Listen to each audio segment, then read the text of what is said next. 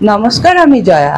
আমার channel joyful joys ব্লগে আপনাদের সকলকে স্বাগত। আমরা অনেক সময় বাড়িতে ব্রেকফাস্টে লুচি কিংবা পরোটা বানিয়ে থাকি, আর খাওয়ার পর দেখা যায় দু চারটে বেঁচে থাকে, সেটা আমরা কি করি, ফেলে দিই সাধারণত।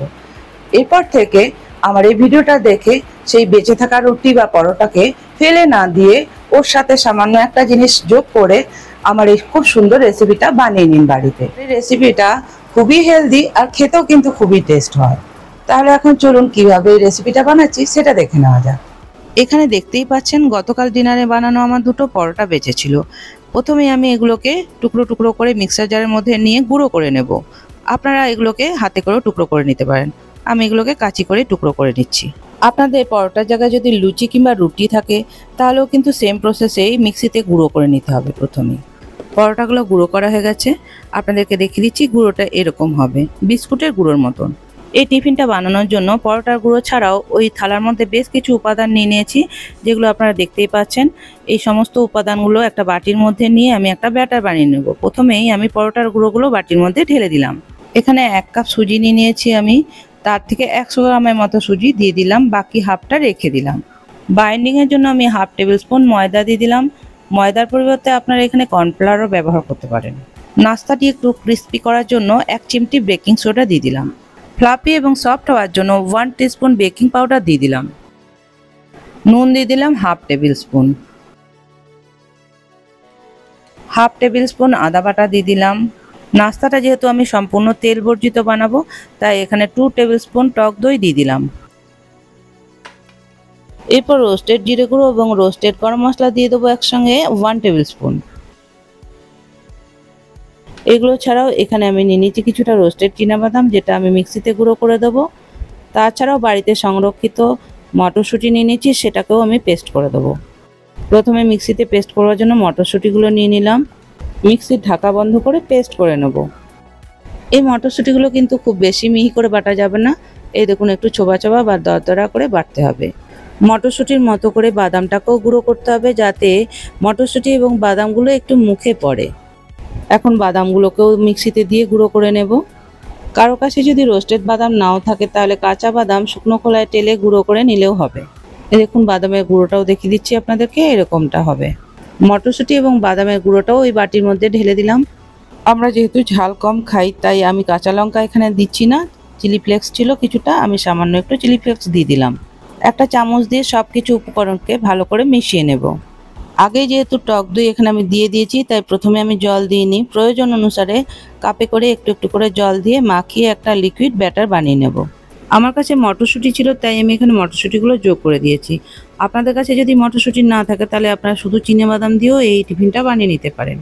এমনকি কারো কাছে মটরশুঁটি বা চীনাবাদাম কোনোটাই নেই হয়তো, সেক্ষেত্রে আপনারা বাড়িতে থাকা যে কোনো সবজিকে গ্রেট করে দিয়ে দিতে পারেন এর মধ্যে।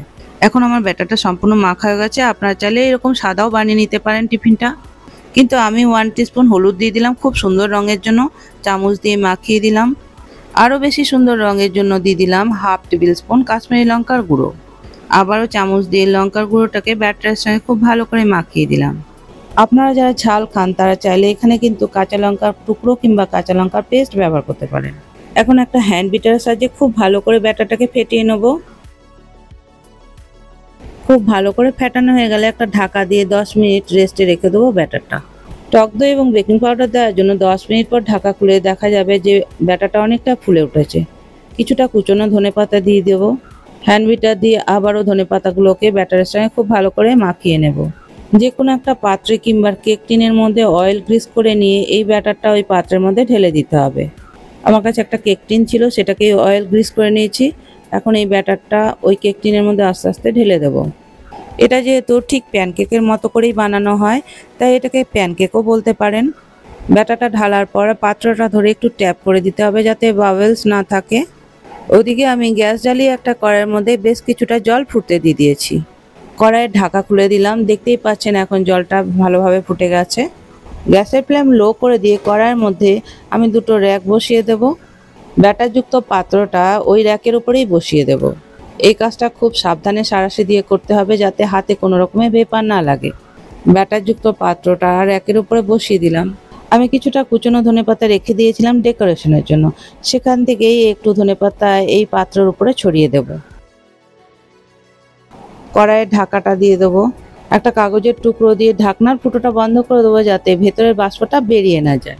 এখন একটা তারকা বানানোর জন্য গ্যাস জ্বালিয়ে একটা প্যান বসিয়ে 1 টেবিল স্পুন তেল গরম করে নিয়েছি। তেল গরম হয়ে গেলে শুকনো লঙ্কা, কারিয়া পাতা এবং সর্ষে দিয়ে ফোড়ন দিয়ে দেবো। প্রথমে ছেড়ে দিলাম সর্ষেটা। সর্ষে ভাজা হয়ে গেলে দুটো শুকনো লঙ্কা ওর মধ্যেই ছেড়ে দিলাম। যেহেতু এই নাস্তাটা আমি বিনা তেলে এবং ভাপেই বানাচ্ছি, তাই এই ছক্কাটা উপর থেকে দিলে খেতে তো অবশ্যই একটু টেস্ট হবে, কিন্তু আপনারা এটা নাও দিতে পারেন। শেষে কারিয়া পাতাগুলো তেলের মধ্যে ছেড়ে দিলাম। সব কিছুকে একটা চামচ দিয়ে নাড়িয়ে ভালো করে ভেজে নেব। আবারও বলছি, এই ছক্কা বা তারকাটা আপনাদের কাছে সম্পূর্ণ অপশনাল। এখন তারকা সম্পূর্ণ রেডি, নামিয়ে নেব। আধ ঘন্টা থেকে 40 মিনিট পর ঢাকা খুলে একটু টেস্ট করে নেবো একটা কাঠি দিয়ে, ঠিক প্যানকেকের মতো করেই। কাঠির গায়ে যদি ব্যাটার না লেগে থাকে তাহলে বুঝবেন সম্পূর্ণ কুক হয়ে গেছে।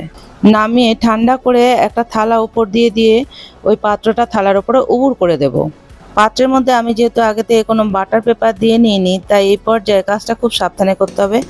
আস্তে করে ট্যাপ করে নিয়ে পাত্রটা হালকা করে উঠিয়ে নেব। এখন দেখুন নাস্তাটা কি সুন্দর প্যানকেকের মতনই হয়েছে। আপনাদের পছন্দ মতন এখন শেপ দিয়ে কেটে নিতে পারেন। এখন তারকাটা এই টিফিনটার উপরেই ছড়িয়ে দিলাম। একটা চামচ দিয়ে চারিদিকে ভালো করে ছড়িয়ে দেব। এই সাউথ ইন্ডিয়ান স্টাইলের ছক্কাটা টিফিনটার মধ্যে আলাদাই স্বাদ এনে দেয়। আমার কাছে এরকম একটা স্টিলের গ্লাস আছে, সেটাকে আমি এরকম করে প্রেস দিয়ে কেটে নেব গোল শেপে। নাস্তাটাকে কতগুলো গোল শেপে টুকরো করে নিয়ে একটা প্লেটের মধ্যে নিয়ে উপর থেকে টমেটো সস এবং ধনেপাতা কুচি ছড়িয়ে দিয়ে ব্রেকফাস্ট পরিবেশন করে দিলাম। তাহলে বেঁচে থাকা জিনিস দিয়ে বানানো আমার এই ব্রেকফাস্টটা আপনাদের কাছে কেমন লাগলো সেটা কমেন্ট করে অবশ্যই জানাবেন। তাহলে আমি আরও উৎসাহিত হয়ে আরও সুন্দর সুন্দর রেসিপির ভিডিও নিয়ে আপনাদের সামনে চলে আসব। আর আপনাদের যদি রেসিপিটা খুব ভালো লেগে থাকে তাহলে লাইক, শেয়ার, সাবস্ক্রাইব করে আমার পাশে অবশ্যই থাকবেন। তাহলে এখন রাখছি, দেখা হচ্ছে পরবর্তী ভিডিওতে। ততক্ষণ সবাই ভালো থাকবেন এবং সুস্থ থাকবেন।